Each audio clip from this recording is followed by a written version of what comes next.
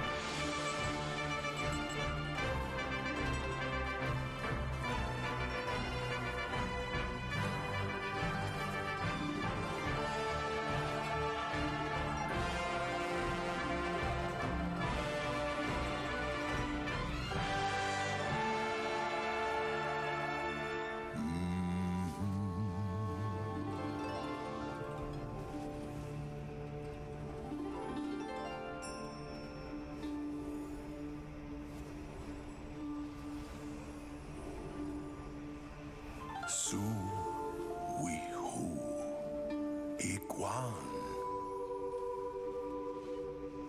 biadenga shiji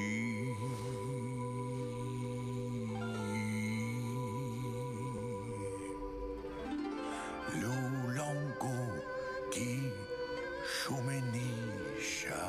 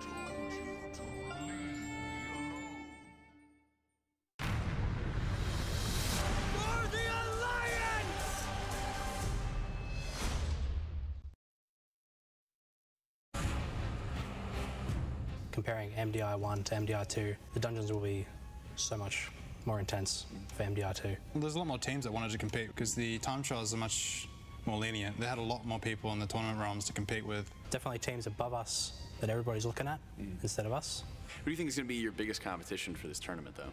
For me personally, Method and A. To me, I think they're like not the most hyped, but they're the most like underappreciated at the same time. But we also have PogChamp in our first round, so they're going to be a hard wall as well. We find that if we practice less, we actually are more efficient.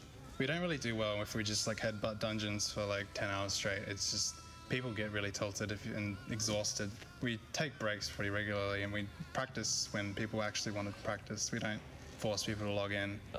I came from a team that was doing 12 hours and I definitely did not enjoy it. It wasn't enjoyable. This team, it's like everyone's like talking to each other anyway. But it's like, yo, all right guys, let's do some dungeons. Key up. This year, everyone seems to be putting in a lot of time and they really want to win this. So it's going to be quite interesting. The lesson learned from the first MDI is don't underestimate any other team because it takes one mistake and you could lose the whole thing. And like in a really tight-knit group, I mean, especially since your team is, you know, almost completely stuck together from MDI 1 to MDI 2, you know. With Sups, you know, coming onto this team, has that been a little intimidating for you as you're getting into this? Oh, it's a lot of pressure. Well, Zero he's really good. He's my healing officer in the guild. It's hard to fill in the shoes of someone who's like the primary energy of the team. So I personally tried to like actually like step up my own game myself and try to become a better player. What about the star player? Definitely Breath. Yeah, Breath. I don't think of myself as a star player. I think we're all really good players. We just sit there and do damage. Yeah. He's figuring out all the pulls, and he's running around on sky steps, and we're just sitting there watching. We just wait for him to grip, and then we stun, and then we just do damage.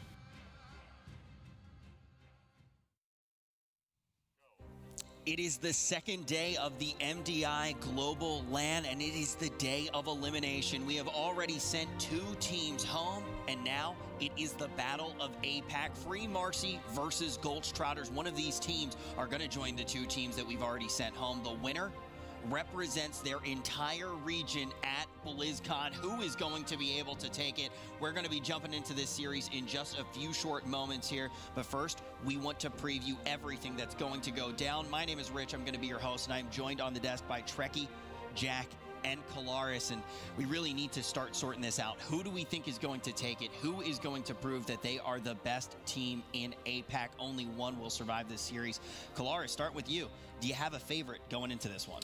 This is actually one of the more close series for me. As much as Free Marcy was 2017's champions, again in name, Gulchtrotters has looked good, and they definitely stepped up their practice regimen from 2017 to 2018. So very hard to pick. If I had to err on the side of caution, I guess Free Marcy would be my pick. Okay, definitely. I mean, they do have that track record as well, but we kind of have to think about each region separately, right? They all had their own flavor. They all had a different amount of talent, and I do feel like in the APAC, we did see 2 teams looking very strong, Jack. Yeah, the peak value that you really see out of the peak cream of the crop out of APAC has just been so powerful going into this tournament. And even looking at, you know, how Free Marcy got to this point, you know, the games that they lost to put them down into the lower bracket were so tight, just by a couple seconds here and there, right?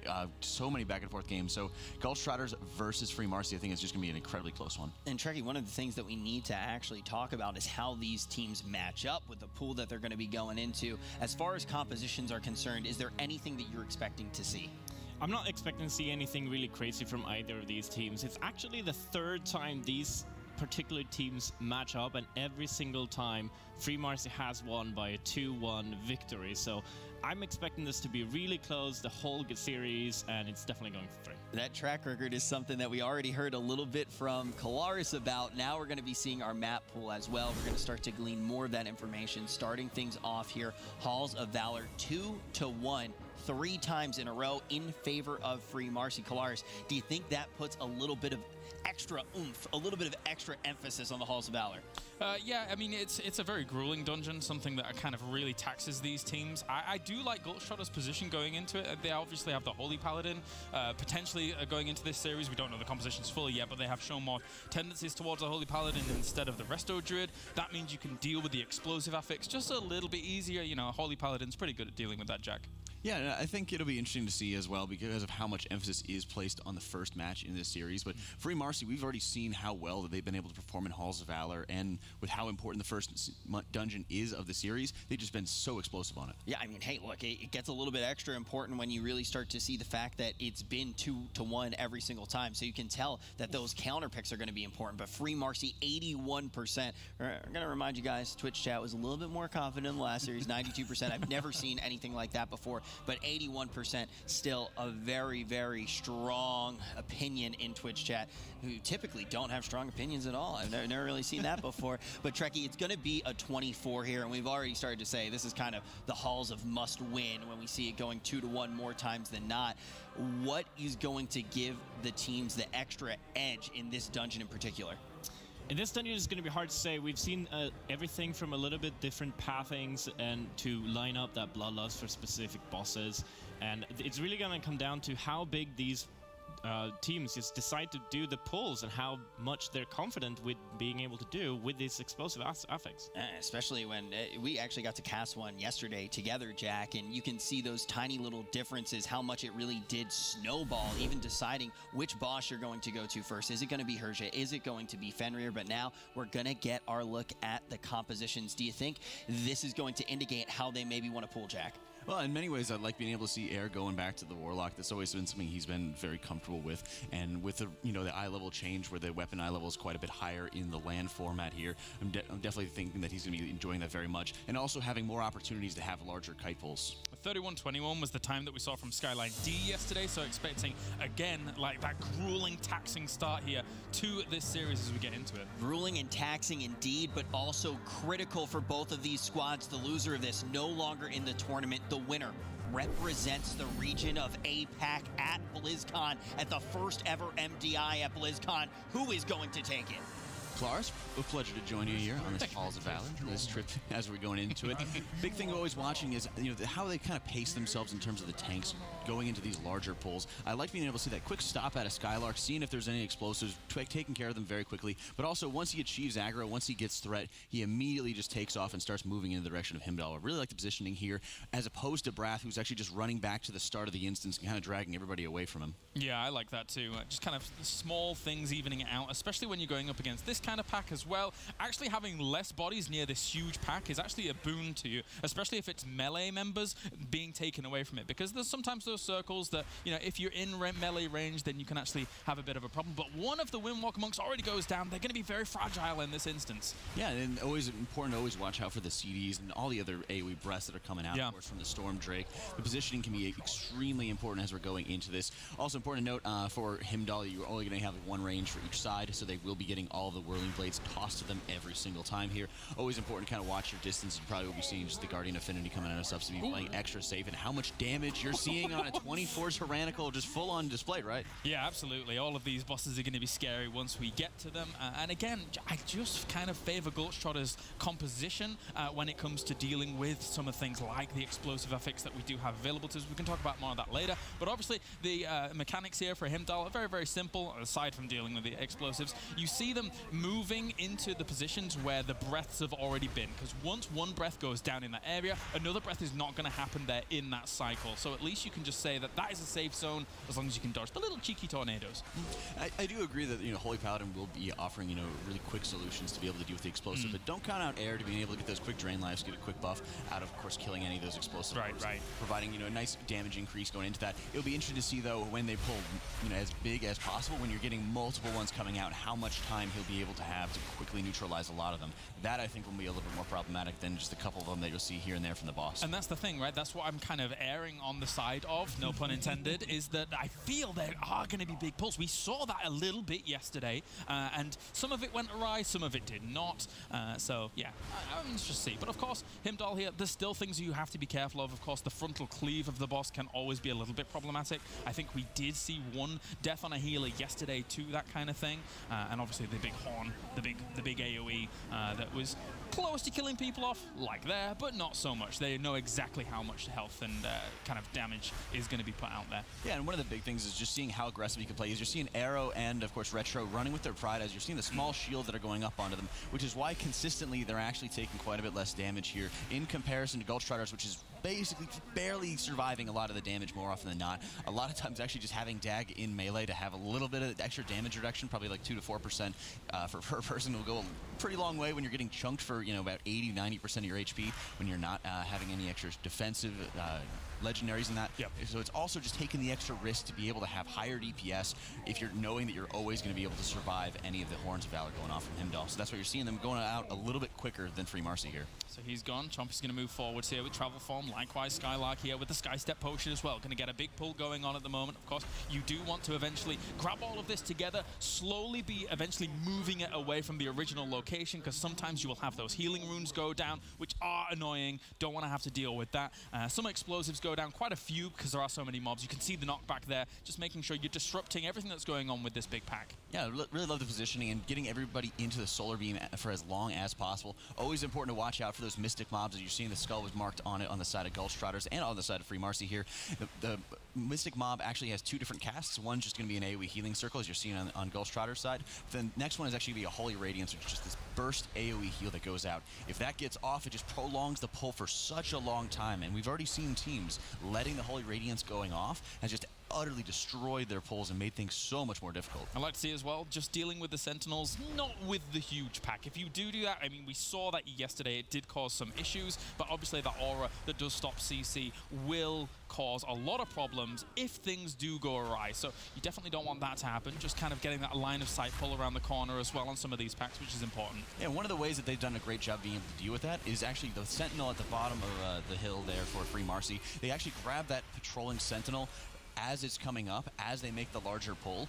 That way they're actually going to be able to make the larger pull, kite down the stairs, grab the Sentinel on your way down, because it already has that great distance between the Sentinel and the rest of the pack that you're pulling. Yeah. Then, like you said, it's not going to be able to give the aura to the rest of the mobs. And I don't mind having, when you don't really want Sentinels with other packs, but Sentinels with Sentinels is kind of okay. As much as, the circles eventually have to, force you to move out and stuff like that. So you're losing a little bit of DPS, but you're still getting some opportunity to AoE Sentinels with other Sentinels. I like it. Yeah, and whenever there is going to be the AoE effect going out, you can just drag the other Sentinel out. As long as you desync them, you're going to be able to have some opportunities to dish out a little bit of extra damage. So really, this has been what Free Marcy, it's very rare to see like a dungeon like Halls of Valor be like someone's forte that they always want to be able to pick. Right. But when it is that first starting dungeon, they always have just shown such strong consistency with it.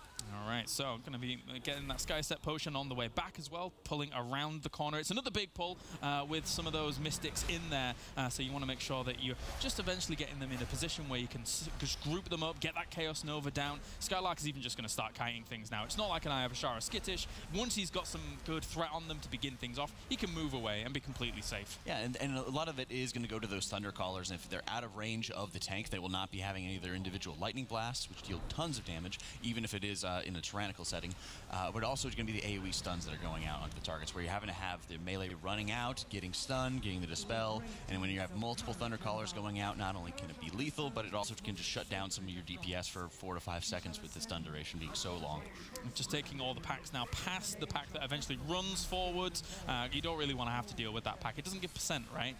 So you don't want to have to eventually kill that off, but actually even just tanking it here with the first mini-boss means that you can just get some good AoE down. This isn't that threatening. As long as you're in the bubble, avoiding so much of that AoE damage around, it's not that impactful whilst you're getting all that AoE off on the trash. Yep, and it gives them an opportunity just to start getting some extra cleave damage onto it.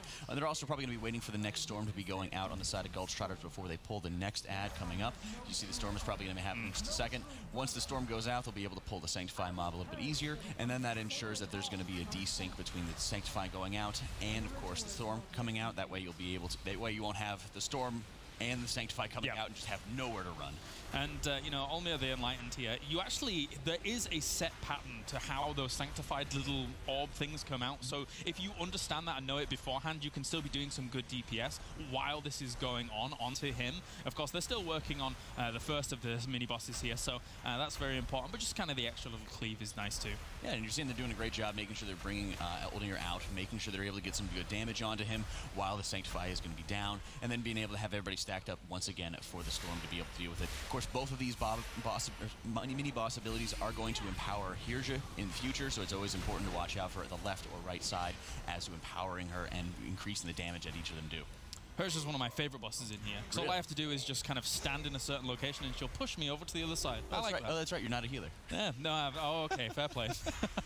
Always going to be very interesting to watch out for as the healers are going to be taking these on, because there is such huge damage, and this is one of the few bosses that has just incredible amounts of one-shot potential and even combinations of abilities that will be going out. So always going to be important to watch out for how Sups and Dagger, respectively, are going to be able to deal with any of the Expel Light, Arcane Light combinations, and how well they're going to be able to heal through the storm. All right, so about to take down the few mini bosses. Now, this is so close, actually. Looking at how we got the 61% against the 67.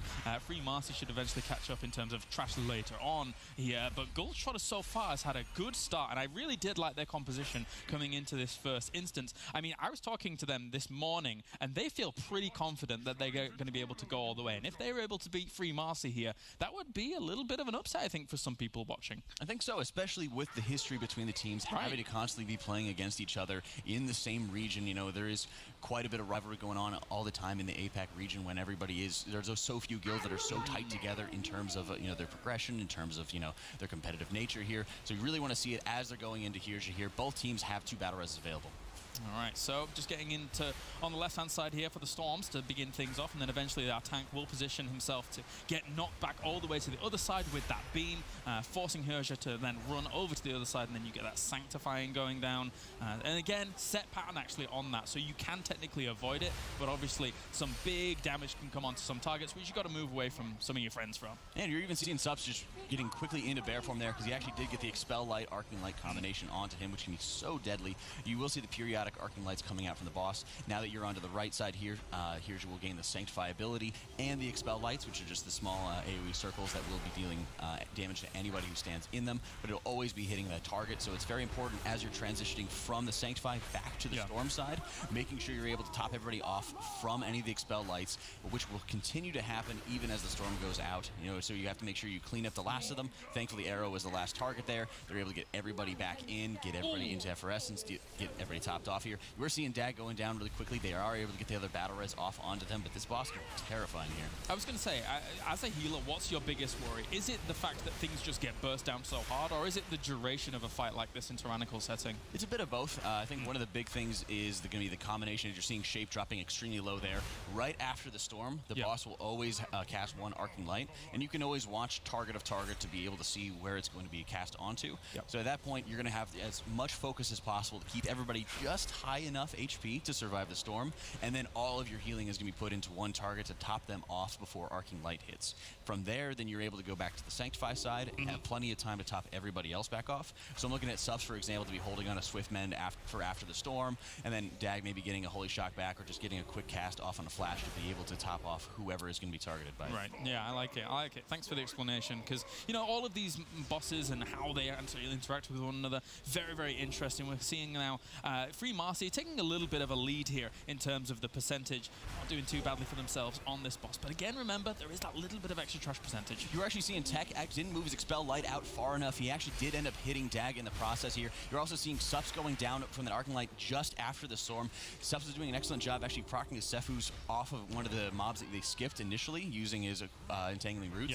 Proccing Sephuz and being able to top himself off. But it's so dangerous. We've seen it many times with Resto Druids in the past when they're targeted by the Arcane Light right after the storm. They can use their Swift Men, they can hop into bear form. There's so many, they have some tools, but the time is so limited as you're seeing Tech going down again. That's right, and actually they don't have any more battle reses at the moment, so 19% left on this. They definitely don't want to be taking any extra damage. Chompy right next to a Volcanic just moves away slightly there as he's in the mid-cast, and you've got to be very, very careful now here. 7% on the other side of Free Marcy, and again, we have to reiterate, Herja is a very, very dangerous boss. And you're seeing Retro going down there from the Expel Light leading up to the storm, and he was actually completely topped off from it. He just didn't have any defensives left to be able to survive it. They will be able to get it down quickly, but this boss is messy.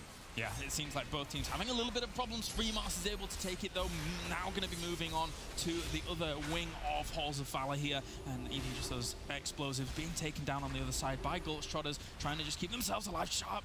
Oh, jeez, these guys... Even when they're completely topped off, there's still a very huge threat that can be going out to them. And how aggressive or defensive that you want to play to it also really makes it a huge difference. We're seeing Gulch Trotters who on Heimdall was not worrying about, defensive capabilities, and, maybe they're in the same position now where, they're not playing as defensive, trying to get more aggressive, but it really can burn you so easily. Those kinds of things could cost them. I mean, it is 3 deaths to 4 deaths on either side, so not too much difference overall. And just having one battle res on the side of Free Marcy, though, as opposed to Gulch Trotter consuming all of them, you really won't see the immediate need, I don't think, for Fenrir. But if anything happens, again, keep in mind, the tyrannical bosses, the worst situation, and Gulch Trotters was really in it previously, where they're getting into boss fights where just losing a DPS or 2 and they're not able to get everybody back up, makes the boss fights drag on for such a long time and increases the danger on them. Breath getting a big pull once again, and actually going to grabbing everything to as far as he can, really, over towards the portal to eventually Fenrir, and then just going to be going to the line of sight spot that you usually do here, while everybody else is just going to be AoEing things. Even another group up here from Skylark on the other side, and making sure that he can get a lot of damage out for his team with that Chaos Nova coming down, locking them in place. Dag, though, going quite low, will continue to heal himself up. Yeah, and you're doing a great job being able to deal with the explosives. He's kind of moving on from one to the other and taking a lot of the responsibility for that. It frees up a lot of their DPS who are otherwise not really desiring to be able to go after it. So because Paladin has so many instant globals to be able to just take it down, Judgment, Crusader Strike, Holy Shock if they really needed to, to be able to just take a lot of pressure off the DPS, allow them to just focus on it as focus on just DPS and the mobs down and focus on perfecting the rotations. So they'll be veering right here in Fenrir's room, always spawning over on this right hand side. Oftentimes you see a one pull of a trash mob just before this, taking it to Fenrir as well. Sometimes you got to watch out for things like traps, etc. Ooh, taking one of the bulls, okay, with this as well. A little more uncommon, but Free Marcy didn't take on as much trash as Gulch Trotters from before. Yeah, and I like the pull coming out of Free Marcy here, where sans the death there that are going out, but they did pop Bloodlust to be able to actually get everything in together, deal with this, little bit less favorable trash pull, but it does show that they're kind of getting burned here because Retro actually doesn't have Bloodlust. They popped it, and Arrow and Retro just instantly going down so quickly here, so they still have to wait quite a bit of time, but it is showing that it's nice for them to be able to have those battle res available. I think the Bull actually ended up taking Retro out once again here, so at this point they're just trying to be able to get whatever trash they can down. They have to actually get Fenrir down to 60% here, but with Wrath already procking Purgatory, the split damage just rising up so much here. Looks like they might just have to drop a pylon and just see what they can do to salvage this. Yeah, they might. I mean, they just got no damage now to kill this, and even if they did stick around tanking this forever and ever, it's going to die so slowly. So now at this point, you see there, Sups just positions himself in the front, dies off from that as well. This is a great opportunity now for Gulch Trotters to be able to leapfrog forwards. And I'm sorry, Jack, before when you were saying that was a great position and then both Windwalker's Monk died. Yeah. That's the caster's curse. It happens. Oh. It really is. You're seeing Sups just trying to get away from any of the other mobs there, but losing out on Bloodlust, having that full wipe there, is just such a disaster situation for them. I think it might have just been something of the positioning where the Bulls are not expecting where the Bull was actually going to end up charging over to, but that a lot of times is where you're going to see like Shape, for example, who got the Imprison out onto it. You really don't want to have to be able to deal with that, especially when you're watching out for any of the other traps that are going to be going down, any of the other melee mechanics that they always have to watch out for in a very big pull like that. So just the poor execution there, but the strategy at least was something I was very big a fan of. Gulch Trotters cutting the corner, using that walk on the water there to be able to just move past, and it seems like they just want to find a better angle through these wolves. Even just going to be caging that one over on the other side. Shape just finding a good path for them to move towards Fenrir and pulling back. Where are they going? Did they accidentally pull some dogs, or did they intentionally pull dogs? Yeah, in a lot of ways they want to make sure that they can get at least a little bit of space from the dogs, in terms of positioning, in terms of if they need to actually kite backwards or have a little bit extra space here, because you can actually dodge a lot of the leaps coming out from Fenrir here, so having a little bit more space, for example, to be able to just put down a Transcendence or just be able to jump out to, having a nice spread from the entire group can go a long way in really reducing the damage the group has to take, which will allow Dag to just funnel out a lot more DPS. Yeah, powering out Fenrir. You normally see like almost a four-way split when that jump comes along, right? Well, somebody will usually run down into the cave, and then the other three angles that you see on the outside of it. 47% at the moment, but for Free Marcy, this is a little bit of a disaster right now.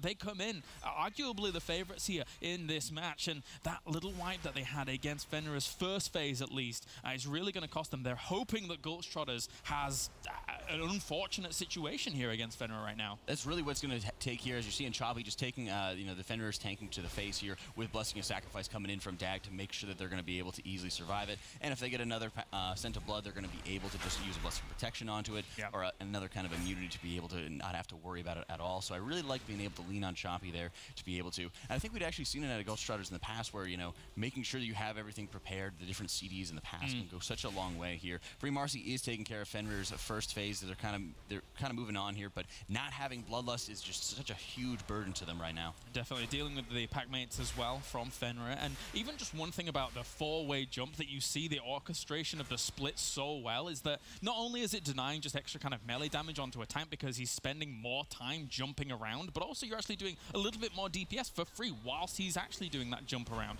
So again, it's small things here in this race that kind of alleviate some of the risks. Yeah, and with watching how well the team is actually able to dodge these Ravenous Leaps. Before this leap went out, it was only Chompy who actually had the bleed on him. Now that it is actually completed, Chompy's still the only one who actually has the bleed on him. You know, there's so much less pressure for the healer, and Dag just needs to top off the regular split damage that's going to go out there. And then from there, you're just having to deal with the Scent of Blood. You're able to just use immunities, or you're just able to have Chompy jump into bear form here and just start spamming healing onto him, and then you're all set. Yep, and then from there, it's no mount up time. Do not mount. All you have to do is run, and then you can head on the way towards those 2 Sentinels as well as what's up top. Now, what's important is that, I mean, they could use Invis Potions to get past those 2 Sentinels if they want, unless did they already pull them? I can't remember. But regardless of the fact, the 4 Kings up towards the top do provide about 16% in terms of the extra trash. So they know now, they've kind of min-maxed things out to know that they don't have to pull anything else beyond what is absolutely required towards the later ends of the dungeon. Yeah, and at this point, they're probably going to be grabbing one of the brews from the inside the hall, make sure they're able to activate both Kings at once to start with. Yep. And that'll really just allow a lot more cleave damage to be going out here. But Free Marcy, you know,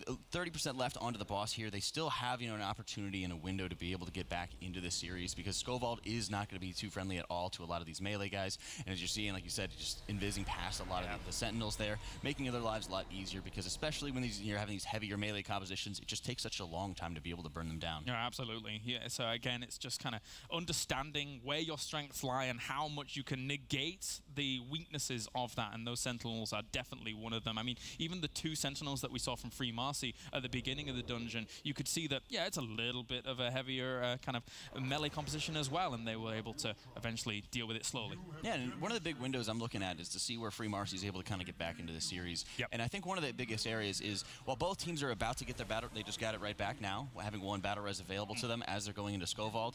It looks like Free Marcy should be at least fairly close to being able to get Bloodlust back to be able to deal with Skovald. It should be able to take them about 3.5 minutes to be able to get all of the Kings down, maybe a little bit longer depending on any RP going on. So they should have an opportunity to be able to get a Lust out onto Skovald here. Well, Gulch Trotters definitively will not have it. Looking more to have it maybe at Odin, depending on their time that's going to be going out to it. So at this point, you know, you're looking at how big of a threat Skovald's going to be towards the melee. Yeah. We've seen tech going down. We've seen actually just missing the interrupt there onto one of the Kings. Just the incredible yell going out to that. At this point, Skylar's just got to drop a pylon and die. Like, this is exactly what Free Marcy needs to be able to get back into this. The longer he takes to die, the bigger a deal it is at the moment for Gulch Trotters and Free Marcy. This is their window. This is their ticket and opportunity to try and get themselves back in. This is crazy. I mean, we saw just the yell going off from the Kings. This is something that should never be happening, especially with how, you know, how many interrupts they have left available to them. Just like you're not expecting, you know, to have the Bull Rush to be able to take out the melee on the side of Free Marcy here. These little mistakes are just compounding it and just putting it into anybody's game, really. Yeah, I mean, you see the desperation. They have to start all the way over. Yeah. They actually lose out even a little bit more than that because they don't have the brew to be able to activate the second King again. So they're not going to get the cleave damage onto it. Oh, no. So this is really bad news, Bears, unfortunately for them, as they're going to try and go into this. And usually what you will see is that the Ancestor will pop up. They'll try and kite away from that, maybe a stun or two as that goes on, but a little bit unfortunate here. Even for a Demon Hunter having to go out that far for the Chaos Nova to stun, that's actually a little bit of extra lost DPS here on King Tor. Yeah, and as you're seeing, you're able to see Brath picking up the brew there as he's moving on forward here. They have to make sure that they're able to kill this King in order to activate the other ones. This is the usual process that most people will go through. But of course, if you're able to grab the brew, you're able to throw it at one of the Kings, which will allow you to attack it early on and allows it just taking on 2 targets at once. And they almost had it almost completely dead before that interrupt went out. So just they're starting completely fresh, and they don't really have much of a lead, if any, over Free Marcy right now. Yeah, definitely. I mean, there is the potential as well on Shape's side that I can't see which legendaries is equipped, but Sephu's actually does get procced off the Chaos Nova, so maybe he was thinking about that if he has it equipped. But by the by here, usually it's things like your Radons and your Anger of the Half Giants. So anyway, regardless, Ranulf now going to be focused down here. More Ancestors just to be kited away from or perhaps stunned, but Free Marcy at the moment. It's interesting actually, how are they doing with those 2 that they've actually procced? One of them's getting low, but it looks actually very neck and neck right now considering that wipe. Yeah, at that point, it does take quite a bit of time to start the RP event, of course, to activate the second king here, but they will be able to continue the process quite a bit faster than Gulch Trotters will be. And again, like I was saying, they're definitely going to be having Bloodlust available at some point during Skovald's encounter here if they want to be able to use it there. They have so many opportunities here to make sure they're going to be in a safer position. So this is really what you want to be seeing as Free Marcy tries to get back into the series. I don't know if you know about the Kyalaris curse from other games, but that's like when 1% happens. And I got a lot of tweets prior when we had that very close game, but Jack, damn it, I am hoping for that once again. It's getting close here. So if we see Free Marcy really ramp up the damage on, say, like Skovald, for example, we could come absolutely down to the wire in this game. Without a doubt here. You're seeing Brass just making sure he's moving on towards the next series, or next set of kings here going out. They're doing a great job making sure they're keeping the distance, of course, on the Ancestors. Probably going to be looking at a quick stun coming out of them right there. You see the Asphyxiate going out. Always important to watch out for the Wicked Dagger, which will be continue. And again, all of the boss abilities from these kings will roll into the next kings going forward. And of course, it's always important to watch out for that Wicked Dagger coming out from one of the kings there, targeting one of the random players and just dealing a huge chunk of damage. Second time Retro's been getting hit by it, dropping him so low here. So it's always very important as a healer to make sure you're just watching who is going to be targeted by it and doing whatever you can to help mitigate that a little bit. I love the continuity of the lore for the four kings. Shades of Utgard Pinnacle, as now we go on to God King Skovald, one of the best names in World of Warcraft history. I'm not a king, I'm not a god, I'm a god king. And he's a bit of a notorious little individual, of course. There's some nice tricks that you can do, especially with the Aegis, to be able to kind of time out so that you're actually able to soak up some of his damage right after, obviously, the Ragnarok, right? That is, say, a big AoE that he's casting, and then obviously some of his follow-up abilities. Yeah, and you're seeing just as Free Marcy is taken down at the last king going out here. Gulch Trotters has a little bit of an advantage here going into the fight a little bit early. They've started the RP event quite a bit earlier than Free Marcy has on this side. But Free Marcy getting Bloodlust back immediately here should take a lot of the threat, a lot of the danger away from this boss fight. And we've seen a number of times where having the heavy melee, we've seen techniques died a couple times to some different mechanics throughout this entire tournament here. You want to be making sure people are really being sharp here, because one battle res available, no Bloodlust here, the fight can really start dragging on if multiple people go down. So Aegis goes right as he's about to cast it, so you can soak up all of this damage, and the next cast will come out here from God King Skovald, which is that Fellblaze Rush, and try and soak up that once again as well. Again, just eliminating as many risks as possible. You're going to have to sit on Skovald now as he picks up the Aegis himself and starts channeling it as he's trying to soak up. Try to do as much damage, and the Flameless Woes go down. We see a lot of movement from some of the teams on this boss before, but right now, not so much here. They're doing a great job on the side of Gulch Trotters to make sure they're stacking up all of those little flames. Dag was dropping incredibly low there. You really have to watch out. It probably just didn't have his divine protection back yet to be able to just help mitigate some of that damage, because you will just take a huge chunk of it before any of it goes out. I like to be able to see Dag just preemptively hitting his judgment there, get a little bit of extra damage reduction before any of the charges are going out. But he's also sitting outside of melee here to make sure that he's mitigating some of the threat that can go out to shape or to techniques here. And then right after the Fell Rush goes in, he jumps back into melee to keep on contributing DPS. Yeah, definitely. You got to be careful of that. You don't want to be stacked up for that Fellblaze Rush. And once again, setting up the Aegis just to be able to soak up. How's Free Marcy doing right now? About 20-ish% behind. So still kind of close. They're expecting, or hoping at least, for maybe one death to go down on the side of Gulch Trotters, but they still have that one res. So it could mitigate it quite quickly. And then Bloodlust is about to come off cooldown too to catch up with where Free Marcy is. Yep, and they'll both be able to have it going into Odin if they want to be able to use it for the different buffs that they're going to be receiving there. A lot of times you have to be looking at how safely you want to be playing it. If you want to be having it for that huge damage buff that Odin's going to give you, or if you're really worried about how safe you want to be playing onto a boss like Skovald, which can easily be dropping people extremely low here. Yep. They're doing a great job, and then Free Marcy actually looks like they're not too far off in terms of damage compared to Gulch Trotters here. They've been doing a great job making sure they're watching out for any of the charges here and keeping people safe from those. And a lot of times I am seeing just the difference in DPS from the healers has also just been a nice point I want to be able to highlight. Yeah. Wrath and Skylark haven't been too far apart throughout this dungeon, but whereas Subs has always had just a little bit of an edge over Dag in terms of the extra DPS he can provide, and he's also not forced to be able to jump into melee all the time like Dag would to be able to contribute damage. Yeah, and so once again, just kind of finishing up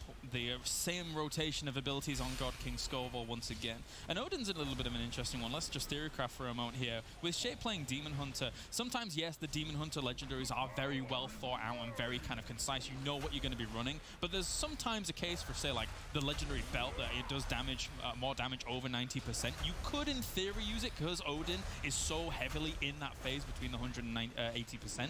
But, you know, it's by the by. The other legendaries are phenomenal for Demon Hunters. Well, it'd be interesting to see if you're going to be able to have, for example, the damage buff where you'd be receiving that at. If you're going to be receiving it, for example, closer to you know, the 80% mark or something like that, you'd be getting your larger damage increase with Bloodlust and not actually being able to take advantage of Legendary there, if that's the way that they want to go with it. All right, well, God King Scorvold's about to get cleaned up. You can see, actually, that Free Marcy, during all of this time, caught up about 9 or 10%, which is really good for them to try and kind of steady this. Still 9 deaths on the other side, still going down to the wire. We're going to see it as the boss number 4 falls here on God King Scorvold. 27:53, and then that's going to be about maybe 20 seconds behind here for Free Marcy, so still very close. Still very close here. They're dropping down to 6%. They're able to just do such a great job to be able to keep, you know, a lot of the flames under control here. Gold Striders, again, this is what they're going to be able to need to take the first map, and we've seen how important it has been to be able to take the first map in any series, really with setting the tone for them as they're going forward here. So a lot of it is going to be on the burst damage they're going to be able to do. Again, Odin only needs to be dropped just below 80% here in order to finish him off. That feeling when it was 19 seconds instead of 20 seconds. Damn, cast a true curse. I can't believe it. But anyway, on to Odin. And obviously a few things that you've got to really deal with. The ad that gets spawned, you kind of want to bring that down as fast as possible because it can be an irritant, it can be a nuisance. And obviously the swords that raise from the floor and throw out those balls, you've got to dodge all of those. They can cause a lot of damage and cause a bit of a nasty side effect overall. Yeah, and you're always making sure you're watching the positioning, as they are, again, heavily focused on melee here, so they will be having to watch out any of the spears coming out of the ground going into them here. Again, they're about 96% or so when Free Marcy is starting off the boss fight here, so they will have that little bit of an advantage going into it. It's always very important to make sure they're watching their positioning, dealing with this Stormforge Obliterator as best as they can here. This Obliterator will periodically be casting Surge. Yep. If the cast gets off, it will continue to cast it even faster and just pulsing damage to the entire party. So very important to make sure you're getting on top of it, getting a quick stun or getting a quick kick onto it, making sure you're getting those shut down quickly. Chompy not caring too much about one of those volcanic strikes that hits him because he's midway through cast and he knows there's not any extra damage coming through at that point, so he can get away with it. And now let's move over to the runes so that it can get guys empowered and do a bit more damage here to Odin. And as you were mentioning, you know, when you actually get this, that's when the Bloodlust really comes in. So only percently, not 2 or 3%. Yeah, it's not exactly the biggest of windows, but Free Marcy at the moment still needs to catch up. They still need their runes. They still need that Bloodlust. Right now they're falling behind. They need someone to die basically on the side of Gulchtrotters, or even twice considering they have the reses. Yeah, the big thing to note with the reses here is actually if the worst part of the fight is if you actually do end up dying, you don't even get a chance to actually battle res anybody. You just get dragged up into the stands and get isolated there. So always very important to make sure that you're playing as safely as possible because any death just instantly takes you out of the game here. You are seeing Bloodlust ending as the boss gets to 86% on the side of Gulchtrotters here. A couple seconds left for the side of Free Marcy as they are just dealing with the newest Obliterator going out right now. Always very important to make sure that they're just doing whatever they can to chunk out just a little bit of extra damage here as the boss is going to be is going to finish up at 80% here. Gulchtrotters just getting really close to finishing out the series. Yeah, to finish out this game. It might just look like 3%, but it's not that. It's not that small a window, considering that that's a big 3% that you got to take down. I forgot that you died completely, but there you go. That's how it is. I only ever got taken up to the stands once, so I like to. Oh, you're just so good of a player. You're just like, there you go. I never have to worry about it. There you go. I know that feeling. Gulchtrotters here, 1% left remaining here to be able to take down Odin, burning down the boss and finishing the fight here. Free Marcy just a couple percent behind, just a little bit. Folks, ultimately, I want you to think about what really just happened. Obviously, in this series, even by itself, this would be a huge feat for Gulchtrotters. But think about all of the times that they have matched up against each other. 3 times these teams have butted heads. It was a 2-to-1 every single time with Free Marcy able to take it.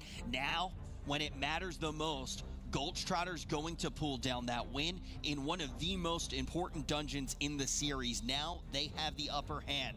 They will have the counter pick in the 3rd dungeon should it get there, and this is going to be the series that determines who represents APAC at BlizzCon. All of a sudden, it is looking good for Gulchtrotters. We're going to jump to a quick break. When we return, let's see if they can carry this momentum.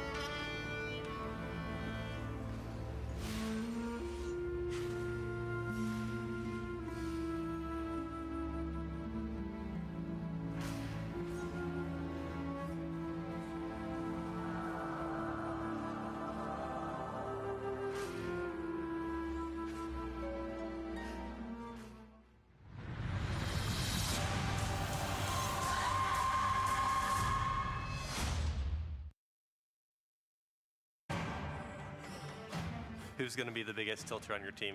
Shape, for sure. Yeah, when Shape gets tilted, he loses all sense of what's going on in the dungeon. It's just kind of like he tilts and then it just gets worse. It's like a roll-on effect. You know? He just uses Hearthstone. Yeah, he uses Hearthstone. He's just like, see ya. Back in 2 hours, I guess. Mutes Discord. Completely, yeah, it's over, and that's Shape. But I would say at the same time, though, like we've come back from so many like defeats in the first round and then won the next 2 rounds. So we don't let tilt affect us to the point where it completely destroys our gameplay at all. Correct.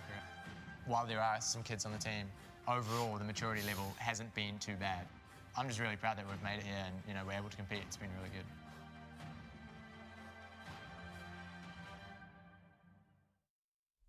I don't think tilt's going to be something that they have to deal with right now because they have already gotten the upset in the works on what potentially is going to be the most important dungeon that we really do look at here. I mean, when you look at the history between these two squads, they go 2-1 so many times, Free Marcy able to take it. So you have to say, if we go all the way to that 3rd dungeon, they're going to have that advantage when it comes to picks. Very exciting stuff here, but let's talk about how Goldstriders have been able to start the dream in that 1st dungeon. Trekkie, are there any standout moments for you where you're like, okay, this is where Goldstriders got it? In this map, there was you could see a quite small distinction in how they managed to do the pulls, and I really liked what they did. Where after they did the pull, they walked towards where they were going, heading afterwards, and that happened at Heimdall most dominantly. But we're gonna have to see here where Free Marcy's biggest mistake really happened, where they pull a bunch of trash into Fenrir, and all kind of lagging behind here a little bit. A lot of explosive happening off, and you look at both of the Windwalker monks, just boom, both dying. Must have been 2 explosives going off at the same time, just starting off the whole thing. Yeah. It really looked like, I think it was the bull actually having the stomp going at. I initially thought it was going to be the charge, but you were seeing Arrow and Retro just immediately like underneath him as it was going out. Yeah, it's a very tricky part, and you want to have stuns as well, but at the same time, the other adds, there's just so many to CC while you're also dealing with so many explosives at once, so it's easy for some coordination to miss up as well. It's interesting that you really highlight this, because as much as, it's a very heavy speed run overall, you still have to wait until everyone is fully prepared to deal with such dangerous circumstances. Well, it was also interesting as they were seeing like the split damage as like Fenrir is wrapping up here, but they got the battle res initially onto Retro, tried to get everybody back in, stacked up under Fenrir, and then the split damage goes out, takes down Retro because he's not topped off again, and then from there, all of the other split damage Fenrir wants to do, not even just the split damage, but any other kind of damage going out from any of the mobs or anything like that, just completely obliterated the rest of the team. It was kind of scary. So we see some of those mistakes coming in from Free Marcy. We see Goldstriders able to take it as well due to their play. My question is, what do Goldstriders need to keep doing here? Obviously, they do have that pick advantage, but is there anything that you can see in the 2nd dungeon that maybe they could do? I mean, it depends where we're going, of course. I think that it will be an amazing success story for them if they are able to take this series and go to BlizzCon, because they are from a region where, in their regional in 2017, I think they were eliminated in the 1st round, by name at least. So for them to be able to then take out arguably the global champions on this stage would be huge for them. Now, the thing is if you are Free Marcy, how do you recover from that first loss? We have seen them get the upper hand quite a few times, as we've already started to talk about. Jack, do you think there's anything in particular that they can be doing? At this point, I think Free Marcy has got to be able to tell themselves that, they have actually put in the practice that they are ready for. I mean, they've kind of talked about like, oh, okay, we're not practicing all this much. We're not going after as many dungeons because we're going to say, we know how much we're going to be able to prepare for this and actually be worthwhile in doing here. So seeing the upper Karazhan out of them, I do think is going to be a nice pick for them because they have shown very strong execution in general, and especially on a boss-heavy dungeon like upper Karazhan. I think that they'll be doing quite well here. Trekkie, how do you feel about the upper Karazhan? It was very predictable, honestly. They've been playing against Goldstriders before, and their pick after they end up losing, they pick upper Karazhan. And yeah, you talked about history. So historically, how has this pick worked? It's gone well. Like, they've won those games. However, we gotta take into account now that we do not have Tyrannical this time.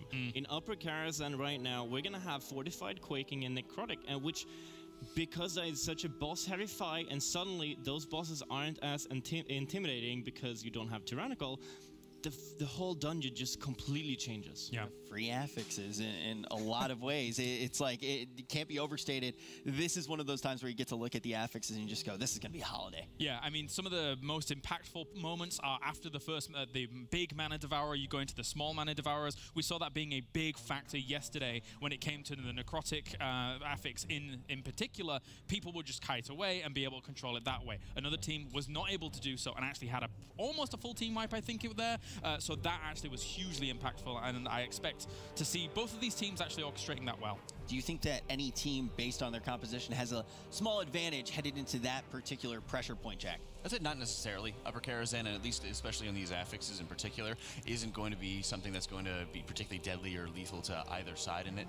All the members of, I believe both sides are going to be able to have opportunities to be able to dodge any of the flame bolts coming out from the Div. They're going to have a wealth of kicks available to them. Necrotic's going to be impactful, like you said, right after Mana Devour and on the last platform on the last boss there. But at that point, both tanks are more than capable of being able to kite those out easily and deal with them there. Important to note as well, this is actually one of the, for me, I feel like one of the less impactful counter picks, because this is a dungeon that for MDI 2018, everyone had to practice so much because it was part of time trials. Of course, the affixes were a little bit different for the most part, but you then kind of grinded out many games, or matches, I should say, in this instance, and you kind of really became familiar with all the nooks and crannies of it. So that could come back to bite them. I expected something like Vault, but anyway. Well, I think that's a really important thing to look at, right? Because when you look at a dungeon, this is at least how I always look at the dungeon. It goes, okay, where are the moments that I would potentially get kicked from group? Yeah. And when you look at this particular, when you look at this key, there really aren't that many places that you would potentially get kicked out. There aren't that many scary moments here. This is going to be a true race. And when it comes down to the counter pick, we know that Gulchtrotters can do this very well. Could we potentially see a 2-0? We've never seen it before between these two teams before, and this one could determine BlizzCon for an entire region. Free Marcy here going back to Upper Karazhan, and in many ways a historic moment for them because they also had their backs against the wall in Upper Karazhan in the first MDI where they were facing elimination here. So extremely important for them to be able to win through this game and being able to take it back. Going up against Honestly in that reverse sweeper, I seem to remember. Correct. Yeah, very impactful. And well, it looks like neither team is going to be doing the initial skip that we saw yesterday from our Upper Karazhans. They just want to pull all of this, get the percentage off of it, and less so deal with more bats later on down the line. Personally, I'm a huge fan of dealing with the bats, but at the same time, skipping all of this does require like almost a full team wipe, so you kind of get away with saving those 20 seconds or 25 seconds. Important to get away with what you can here as we're going into this. It's always very important as you're being able to engage with any of the mobs who are going to be buffing you here. You're going to have the Nullifier going out. I really liked being able to see Brath, what he was doing just there to make sure that he's running away, actually trading off on aggro for the Nullifier here so that he's not going to be able to receive the buff. You're just having the monks taunting it instead. He grabs all of the ads instead, guaranteeing that the Nullifier is going to buff one of the DPSers. Then he's able to get all of the extra mobs inside, allow you just to pump out huge damage. You're just seeing Retro receiving that buff, being able to destroy all of these mobs here makes a tremendous difference in being able to clear that room quickly and easily. Yeah, definitely, especially when you just want to get into Curator, get that down, be able to move through a portal as well. On the other side here for Gulchtrotters, it's not quite going as cleanly or smoothly in terms of the percentage gained at that kind of rapid speed. For Free Marcy, yes, they lost 2 people during this, and actually, and Skylark goes down. Needs to get the res up there to keep this going, because if you leave this, if you let this go, then that's huge amounts of damage that you have to do once again. But also the positioning has actually been kind of poor on the side of Gulchtrotters here. Dag was actually receiving the Nullifier buff. Important to note, the Nullifier buff gives you extra healing and damage at such a considerable level that the DPS should be the only ones ever receiving it. And the best way to actually bait that out is to ensure that Brath and Sups or Skylark and Dag are always going to be line of sighted to the Nullifier before the cast even begins here. That'll allow the Nullifier to only choose of available targets, the DPS, and allow them just to run it over as quickly as possible here. So you would have been able to like to see that buff going out onto the DPSers ahead of time, and you are able to have it for such a long duration. I believe it's 30 seconds, so you can actually carry it into the boss fight fight, as it looks like Arrow and Retro are doing, judging by their damage. Dancing Room weapon up for Skylark now, so he can get plenty of stacks of his Mirror in very easily. Even if he wants to use anything like Blood Boil, he's going to be able to get his Skullflower's Homeostasis, really racking up all that little bits of extra damage that he would like to, because obviously it's going to proc 3 times as opposed to the 1, and that really, really does help out. Just those little bits of extra damage. And I like the kiting path right now. If they kite it down towards the end of the hall, that means they can easily jump through the portal very fast. A lot of times you'll see groups that actually end up making a line pattern, even if they're going to be going towards the right location that they want to, often end up actually closing the door on their DPSers to quickly, you know, get anything onto them when, of course, the Evocate actually goes out. So making these pocket strategies goes a very long way to being able to actually neutralize this boss when you get into the Evocate phase here. So they pop Bloodlust early here, right before the Evocate's going to go out, and make sure that they're going to be able to just completely shut down this boss here. And a lot of times you are seeing maybe they're going to get one more puddle coming out right before the Evocate. Sometimes they do, sometimes they don't. But by making this pocket strategy, you're always able to account for it and counter it by making sure your DPS doesn't have to be standing any of the lightning to be able to deal with it, or taking any extra risks there. That's right. That quaking actually hit pretty hard there as it was coming out of the evocation, but they're all okay. Get nice and healed up. Curator about to die off on the side of Free Marcy, moving over towards the portal. Very important, instantaneously on the way through there, and we're going to see those volatile energies die on the side here of Gulch Trotters, who are now going to start repositioning as they want to move down that hallway nice and fast. Yeah, and they're doing a great job being able to actually just focus their damage on the side of Free Marcy. You are seeing air going down. Not too bad because the respawn is just right around the corner here. They are going to end up pulling the Pyromancer along with a couple of the bats here. You have a couple options in terms of which mobs you want to be dealing with here. So when you're taking on this Pyromancer, always important to note that the Fel Orbs that are just spawning down there are being soaked by the tank. If they do end up detonating, they will just completely obliterate the jump. So very important to make sure you're watching out for that. And of course, the Fel Bats will have their frontal that deals considerable amount of damage. So Brat's kind of kiting around, trying to drop his necrotic stacks here. He does get hit, as well as Sups getting hit by that breath, because he actually had to move around the group in order to be able to drop his stacks cleanly and efficiently. So everybody dropping ridiculously low. Sups just doing whatever he can to try to top everybody off. Brat needs another second to be able to get his necrotic off, but he wasn't able to in time here. So a little bit of miscommunication and maybe just, you know, mistakes in terms of how they are going to be kiting this dungeon. Well, this is a big deal, Jack, because 6 deaths right now compared to the 1. Whilst they, yes, they were a little bit ahead, but those 30, 25 seconds even could be a big difference later on down the line, especially since this is an instance that's so mapped out. This is one that is so well calculated by a lot of these teams. Going to be skipping that guy right in front of Medivh, going over towards Shade now, and Arrow is still dead. I think actually what he ended up doing was putting a paralysis out onto the Blade Lord to make sure that he's able to run by, making sure he's the only one who ends up running by, so he's the only one who receives aggro from it. Then the rest of his team can run by, because otherwise they don't have the opportunity to be able to have like a sap effect on it from the composition there. I missed it. So I was looking at the side of Gulch Trotters, and now they're going to be working on Shade of Medivh. You just want to be able to interrupt those frostbites so nobody gets frozen. If you can interrupt bolts, that's nice, but not exactly fully required on somebody like, say, for example, if it's targeting Chompy, he can easily kind of blink out of that, dodge it. That one's going to go through on Dag, knowing that they don't have the interrupt. Likewise, one potentially going out on Tech, and overall, because he was able to roll out and get pre-positioned for it just in case. Yeah, and in a lot of ways, you're looking at how well everybody is able to be able to dodge. Yeah. You're able to see Sups, for example, use Displacer. Chompy's able to have a Disengage or Displacer, whichever he prefers to choose. It'll be a little bit tougher on the side of Dag, having to use his Cavalier to make sure he's running away from it at the last second, but he is able to have that opportunity there. But at this time, again, the Guardian's images are, all the order from Medivh is normalized, so it always starts with Guardian's image here. We want to be seeing just the target focus and how well they're going to be able to approach it, because again, fortified birds are dealing tons of damage. So you are seeing on both sides, they're making sure they're focusing down one at a time with their melee, making sure that they're rotating through their interrupts, completely shutting one bird down at a time here, doing a great job. And then you're having your Warlock or maybe even your Boomkin just starting onto the other one, getting dots up and starting the extra little cleave damage. That way it'll be much easier to drop it low. So Gulch Trotters, Free Marcy looking pretty even here, dealing with the first phase. Yep, so all those fall, and on the way back to Shade of Medivh now as he kind of mashes together and dealing with him. Same mechanics once again. Chompy, will he reposition? Yes, he does. Nicely done. Spreading themselves out for that quaking as it goes off. And next phase is going to be the Frosty phase, I believe. So just kind of, oh, actually, no, is it the Flame Wreath? I think it might be the Flame Wreath, actually. Let's find out. Yeah, I'm pretty sure it's Flame Wreath. And then it's Frost at the very end, where we see people having to be moving around. But Flame Wreath is definitely nothing to be kind of sniffed at. It's very, very dangerous. Yeah, it's always important to note, you know, the pressure that gets put onto the healers here and whatever tools that they're going to have access to. You know, a lot of ways you do want to be able to, on the side of the Holy Paladin, to not end up being the target of the Flame Wreath. You want to be able to actually put your Hand of Sacrifice onto another player. So you're seeing Techniques and Chompy receiving it. You'd be looking at to see one of the targets. Looks like it is Technique receiving Blessing of Sacrifice from Dag here. Very scary situation as you're having Quaking going off during the Flame Wreath. Chompy dropping incredibly low. You might want to see him dropping to bear form, hitting his Frenzied Regen. Just sitting into bear form here. He does get a big shield. It might end up being the Fell Shield emitter coming in from Dag here. Barely getting through that phase. And great control there by Dag.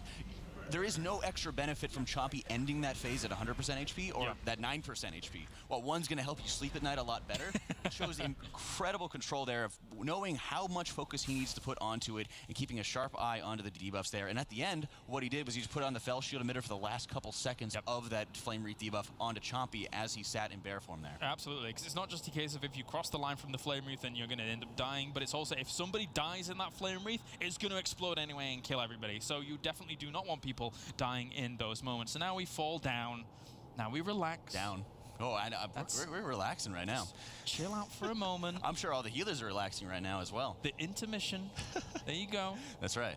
And coming down from, you know, what is a very difficult boss fight, you know, even on the 24 level there, it shows the control, and it shows, you know, that how well the team has practiced, because they do have all those tools to not be hit, for example, by the flame bolts, and it really sets the healers off, really, when you have to be focus healing that so hard. So at this point, they're doing a great job. They're moving on both sides to Mana Devour, and at fairly equal levels here. Thank you very much as well, our observers, for showing Medivh's Tome of Betrayal, you know. I like it when they see the steamy romance novels. I know, you know, we had Sloop telling me about that last time we were here yesterday, so I think it is you actually involved in that. I can neither confirm nor deny. Oh, okay, okay. Tell us about Mana Devour. Oh, sure, absolutely. So they're going to be tagging him towards the corner, very important, so you can eliminate some of the space that all of the mechanics are going to go down on. I do appreciate the rat mount as well, of course. You know, he's going to be throwing down some orbs, which are very important, that you actually have to eventually kind of soak up and deal with. You do not want them reaching the Mana Devourer. If you do, big explosions occur. Yeah, and being able to actually soak up all of those orbs that are going out from it. We're having the Quinn Rat on your seat on the side of Dag makes it much easier to be able to soak those up here. So first, you usually will end up seeing Skylark using his AMS, which is a much lower cooldown than Divine Shield, soaking up one of the first sets of orbs that are going to come out here. If they really need to, they're going to be able to lean on, say, you know, maybe Chompy or anybody else who's able to have defenses or immunities to soak up a couple of the orbs on the outside of the room, and then going into one of the purple tornadoes there to be able to drop their stacks. But if you're just holding on to one of the orbs, you will be able to receive quite a large damaging, or actually about 5 or 10% damage increase per stack. So you're seeing Techniques actually picking up one, immediately going to drop it off because it can be quite lethal. Skylark actually picked up quite a bit of stacks and does proc his Purgatory as he tries to remove the rest of them. So you're seeing just the tornado shrinking greatly in size here. If you're looking at Dag, I actually believe has been unseated from his Quinn Rat there. We will just be jumping under the boss with Divine Shield up to start soaking these. And Skylark did actually already proc his Purgatory during this, so technically did die, but is keeping himself alive. And I mentioned it yesterday, I'm going to mention it again. We can't see the Legendary, so I don't know what these DKs are running, but I do like Arceus Drape to be able to just pop AMS, gives you a little bit longer time, go around, soak all the orbs, and then that actually provides you a bit of healing as well while that's going on. You can do a fair amount, but of course, as you said, you know, that damage buff can help out some of the DPS, so maybe leaving 1 or 2 can certainly help too there. And eventually this is going to go down. It's not that threatening here on this fortified setting as the big Mana Devourer. Yeah, man, the interesting trade-off that you have to look at is, while they will receive that damage buff, you have to look at how much extra damage the healer themselves will do if they don't actually have to babysit you. I mean, maybe it's one thing if you're going to say that you're going to, you know, double rejuve one of the players and be able to deal with it there, but it's another thing entirely if it's going to require a greater focus here. So big pull coming in by Free Marcy. Here we go. Here's one of the big moments in this dungeon, and well, they're grouping everything together. They do not want any deaths going down. They definitely don't want any big stacks of necrotic going down on, say, Brath, for example. That's why we're seeing both DKs being able to kite away. Good control at the moment. Big damage coming out from Shape on the right-hand side here with the I-Beam. Chompy goes down, though, and that is going to cost a little bit of time here with that one death going down. They get him straight back up, though, as he respawns at that checkpoint anyway, and it looks like they're going to be able to deal with these Devourers nicely. One of the big threats that you have to deal with here is how well you're going to be able to gain distance away from these mobs while still dealing a little bit of your own here. You know, Skylark did a great job being able to get out quickly, but the mobs actually didn't end up following him fast enough. So when all the orbs spewed out from any of the Mana Devourer minis, they weren't actually able to keep on moving and chasing after Skylark. So having that large impact, taking Dag and Chompy down, really just shows that while you are having a great setup and a great pull, you need to make sure that you're also having the mobs going where you want them to go as quickly as possible to make sure that they're dodging their own orbs that they place down.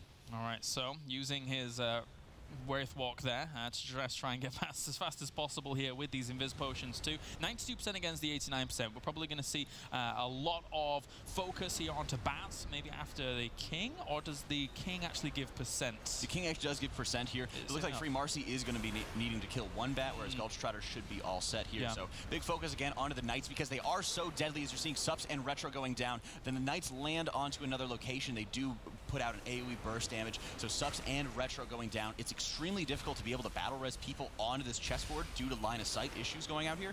So this is kind of a disastrous situation because they're not able to actually run back because they just use their invisibility potions, right? So at this point, this is so scary for them because they aren't able to really battle res anybody. They're not able to res techniques on the side of Gulch Trotters here, but also for Free Marcy, they need to be able to get them up very rapidly.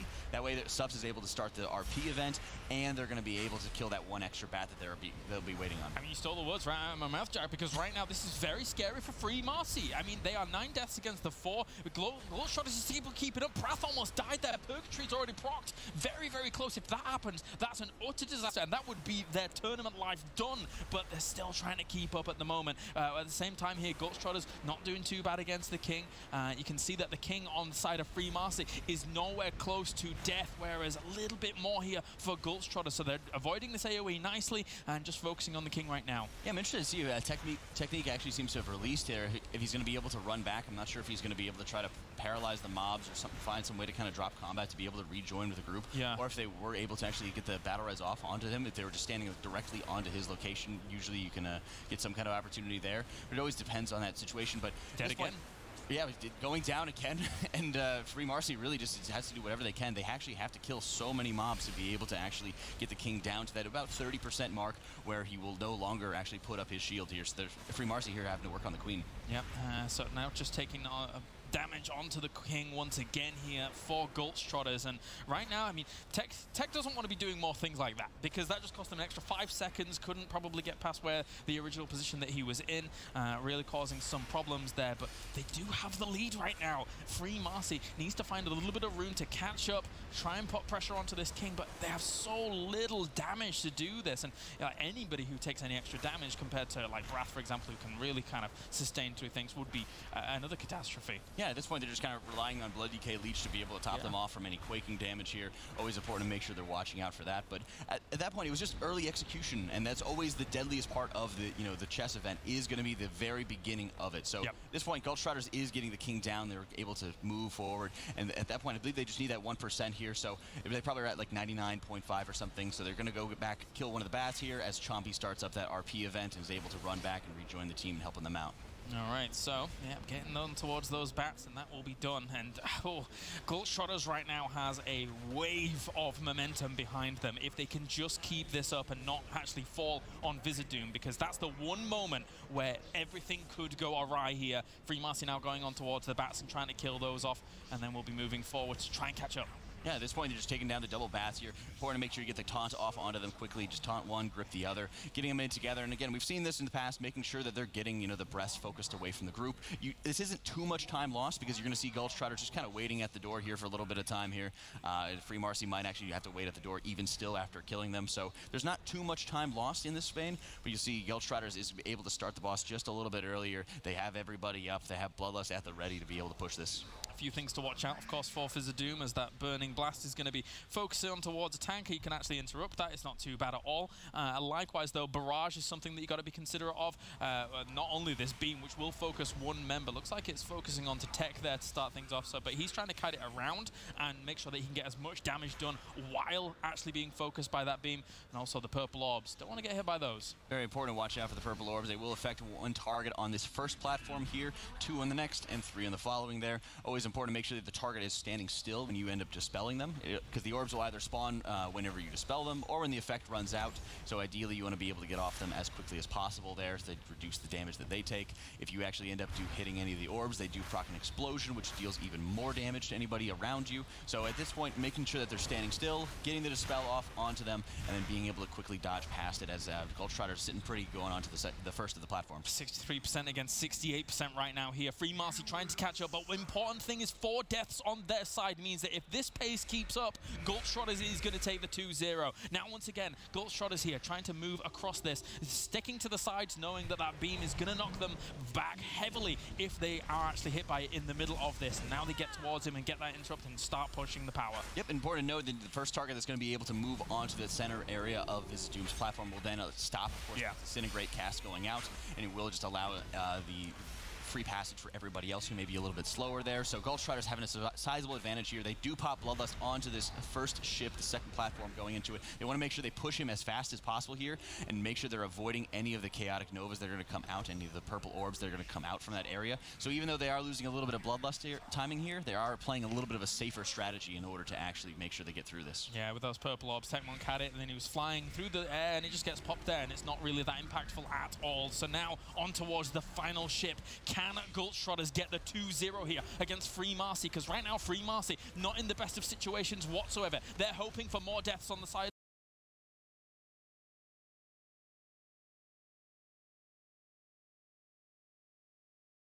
of Gultschrotters, but with Fortified here, I don't think Gultschrotters is going to drop the ball. They look to be strong, they look to be patient, and they are pumping out the DPS here to finish off the ads and then move on to Vizdoom. Their only saving grace right now for Free Marcy is going to be able to have some incredible Bloodlust time, but it's going to be so difficult when Gultschrotters already at 13% here onto the boss and dropping faster, right? They're not even going to be able to get to the boss in time before 5% on the side of Gultschrotters here. Gultschrotters with a very decisive and very clean upper Karazhan run as they're just all you have to deal with is just healing through the last of these orbs. Make sure they dodge the last of it. You are seeing Dag going down. Shape going down. Skylark popping Purgatory.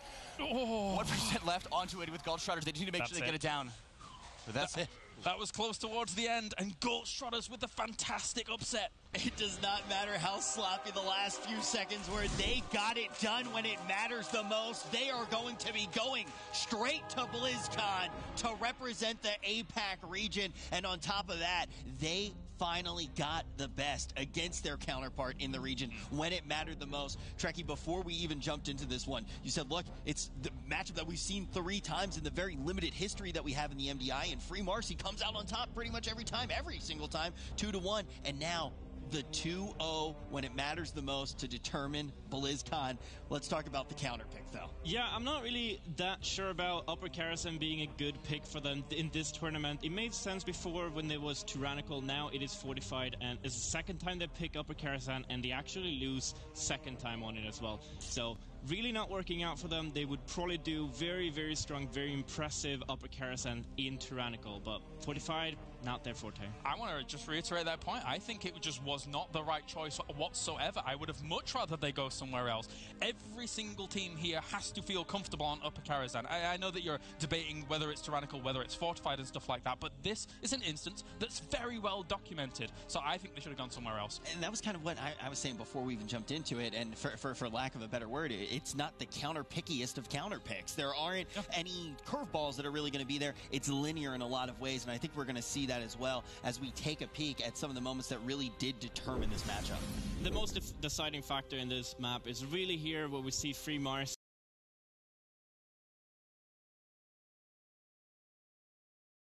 having one of those nights, just jumping away, subs and retro going just a little bit too close to there as well and exploding, as we see Night jumping and landing right here in a second, and boom, they go both down. They